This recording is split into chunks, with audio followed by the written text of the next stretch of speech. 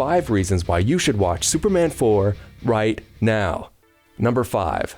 It's a time capsule. You could say that every movie is essentially a product of the time it was made in. However, there are some that just capture the essence of their time a bit more, like how Network reflects the morbid cynicism of the late 70s, or how Wall Street shows off the material excess of the late 80s. Superman 4 does the same, but not via inflation or trickle-down economics, but through the very ominous fear of nuclear Armageddon. When the movie was conceived, the Cold War was far from being over, and countries all around the world, but mostly the US and Russia, were gunning to see who could build the most nukes. Because the more nukes, the better. It was mutually assured destruction, and I guess that was supposed to make us feel safer. However, it just made people nervous and scared. I was really young, but I remember a feeling of unresolvable dread. I had visions of the world ending in a flash, and there was absolutely nothing I could do about it. But what if someone could do something about it? This is the question at the heart of Superman 4. I tell you who I'd write a letter to that would do some good. Who, Santa Claus? No, Superman. If Superman has the power to solve the world's problems, then why doesn't he? It's an interesting question, and a paradox for the character that I don't think can ever be resolved. Well, with the quest for peace, they certainly tried to resolve it. Kal-El takes it upon himself to rid the world of all nuclear weapons. Yeah, way to go, Superman!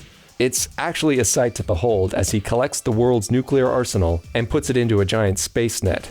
Okay, so problem solved, right? Well, no. He's powerful, but not all-powerful. He is a man, and asking one man to fix such a problem is a huge ask. But maybe that's why it's a child that does the asking. Only the naivete of youth would think such a thing is actually doable. Plus, Superman would only really be treating the symptom, and not the cause. Humans. But it was nice to see him try. Number 4. New romance. I said this a long time ago in my Chocolate Cake is Love video, but I'll say it again here.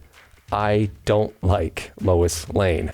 Her long gestating fixation on Superman is boring. Of course she's in love with him. He's handsome, he's strong, and just about perfect. There's absolutely nothing interesting about a love like that.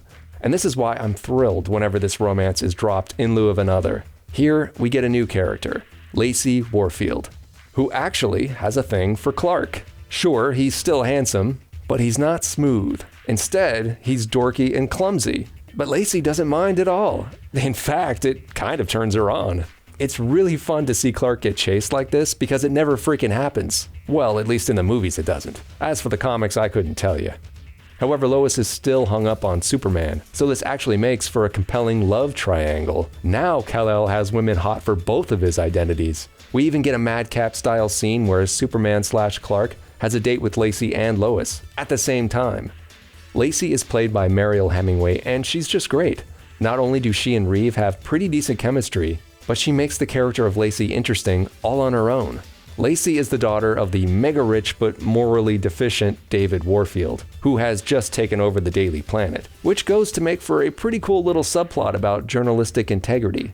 But back to the point at hand, Lacey isn't the moral void that her dad is. But still, she isn't perfect. You can tell just by looking at her that this is a girl that is used to getting whatever she wants, and that includes men. All men like me. I'm very, very rich. But Clark doesn't roll like that. He doesn't fall victim to greed or lust. And coupled with the fact that she can't have him, it just makes her want him all the more. Unfortunately, this romance never really gets the chance to be fleshed out into anything of much substance. I'm guessing this is because so much of the movie ended up on the cutting room floor, but still, it's nice to get a glimpse of a different kind of love affair that could have been. Number 3. Lex Luthor returns. One thing that was missing from Superman 3, along with being entertaining, was the character of Lex Luthor. Instead, we got Lex Luthor Light, Ross Webster.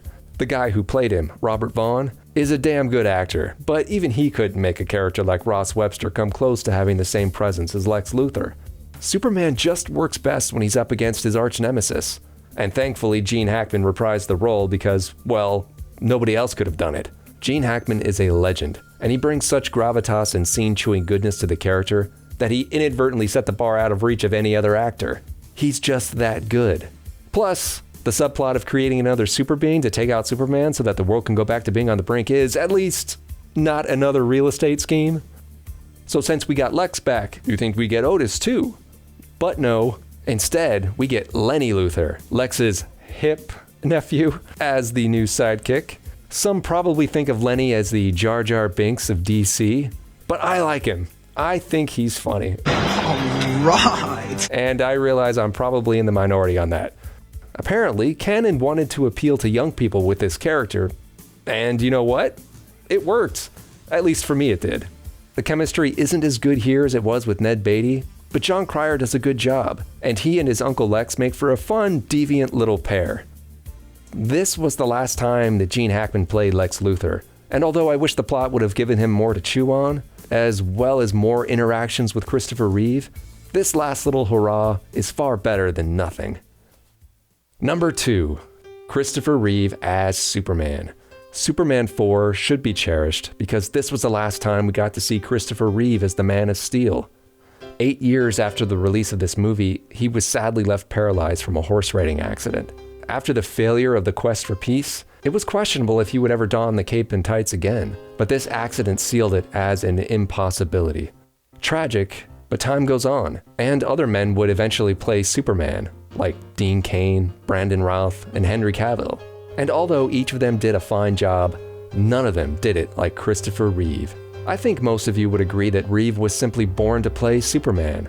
Not only did he look the part, but he captured the spirit of the character too. For me, he will always be Superman. Of course, I could be partial to him because of when I was born. I'm willing to concede this partiality, but I'll always put in my 2 cents for Chris Reeve, no matter how many more Supermen Hollywood eventually gives us. Even though you might think of the quest for peace as a big stink burger, I don't think you'd call Reeve's performance bad. Sure, you could criticize the script, but even with a lackluster script, Reeve still shows us just how good he is at playing this character. With 3 movies under his belt at that point, Reeve had Superman down pat. He truly made me believe that a man could fly, but also kept that superhuman aspect of himself grounded with his excellent portrayal as Clark. No easy feat, to be sure. And although Superman 4 isn't his best turn as Kal-El, it's still a darn good one. Number 1, it's funny as hell. Okay, maybe you saw this coming, maybe you didn't. But the truth of the matter is this movie makes me laugh. Sometimes the laughs come from humor that's very intentional, but I can't deny the fact that the majority of the laughs come from just how goofy this movie can be. Because it was produced by Cannon, whose owners were notorious penny pinchers, we get a movie that looks undeniably cheap, but at the same time is trying to pass itself off as a grand epic. It makes for some gloriously cheesy results. But of course, the best of all this unintentional comedy comes from the movie's big villain, Nuclear Man. Nuclear Man is, hands down, one of the most ridiculous super beings ever put to film. He gets his powers from the sun, like Superman, but apparently he has to be in direct sunlight all the time, or else he'll faint. Okay, that's not just an Achilles heel, that's an Achilles all over. And this is actually how Superman incapacitates him at the end of the movie by moving the moon to block out the sun. It's glorious. As far as his powers go, he's got long nails like Wolverine, only, as you can imagine, it looks decidedly less cool. But the best parts of Nuclear Man by far are when he talks.